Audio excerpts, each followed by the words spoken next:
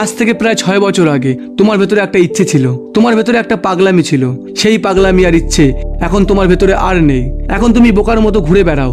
এখন তুমি তোমার জীবনকে নষ্ট করতে ব্যস্ত। কি আমি ঠিক বললাম তো? আগে কোনো জিনিস নিয়ে তুমি এক্সাইটেড থাকতে। মনে করো যখন তুমি ছোট ক্লাসে পড়তে, তখন তুমি কত শখ করে হোমওয়ার্ক করতে, কত আনন্দে ড্রয়িং করতে, তখন পড়াশোনা করতে কত মজা লাগতো। আর এখন তুমি তোমার জীবনকে নষ্ট করে যাচ্ছ। তুমি তোমার কালকে নষ্ট করছো, তাও আবার নিজের হাতেই। এখনো খুব একটা নষ্ট করোনি, এখনো তো অনেক জীবন পড়ে আছে। আর এখনই মন খারাপ করে বসে আছো কেন? জীবন এইভাবে চলে না, জীবন কখনো এরকম তৈরি হয় না।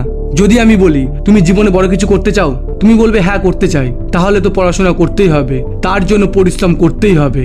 তার জন্য তো তোমাকে তখন জাগতে হবে যখন প্রচুর ঘুম পাবে। কিন্তু তুমি এইসব করতে পারবে না, আমার মনে হয় না। কেননা পড়াশোনা করা মানুষ আর পরিশ্রম করার মানুষের রূপ আলাদাই হয়।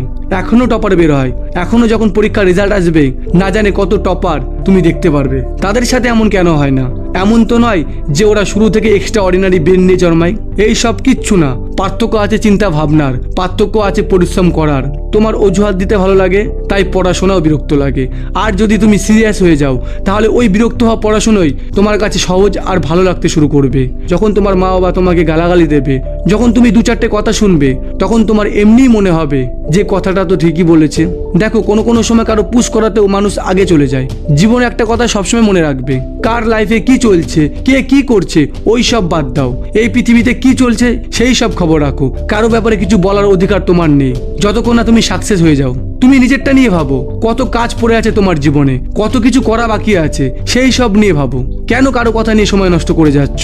চলো না তোমার এই মূল্যবান সময়টাকে তোমার সাফল্যের পেছনে, তোমার স্বপ্নের পেছনে, যাতে তুমি সাকসেস হতে পারো, এই সব দিকে লাগাই। যদি ভাবো তাহলে তুমি করবে, যদি করো তাহলে তুমি আগে যাবে। ভালো খারাপ যে রকমের রেজাল্ট হোক না কেন, সেটা তোমার সামনে থাকবে আর তুমি পাবে। কিন্তু প্রবলেম তো তখনই যখন মানুষ তার লক্ষ্যই ভুলে যায়। ইন্টারনেটে নানা রকমের ভিডিও পড়ে আছে, কিছু শেখার জন্য, কিছু জানার জন্য। তুমি যেরকম ভিডিও দেখবে, তোমার চিন্তা ভাবনাও সেই রকম হয়ে যাবে। একটা কথা বলবো, যত নোংরা আবর্জনা তোমার মাথায় আছে, তার থেকেও 10 গুণ 1000 গুণ বেশি নোংরা আবর্জনা তোমার ফোনে আছে। বিশ্বাস হচ্ছে না? তুমি নিজেই খুলে দেখো। তোমার চিন্তার 80 থেকে 90% বেশি ওই সব জিনিস আছে যেগুলি হয়তো তুমি পছন্দ করো না, কিন্তু তাও তুমি ওই সব দেখেও ওই পরিবেশে থাকতেই পছন্দ করো, আর ওই সবই ভাবতে থাকো। পার্থক্য তো আছে। আশেপাশে এত কিছু থাকলে মন তো লাগবেই। চলো ঠিক আছে, বেশি কথা না, বেশি কাজ করে দেখাতে হবে। সবাই কাজ করছে, তাই তুমিও কাজ করে যাও। তাই লোকের কথা বাদ দিয়ে নিজেকে নিয়ে ভাবো। দেখো, তোমার অনেক কাজ পড়ে আছে, সেগুলি করো আর নিজের জীবনকে সফল বানাও।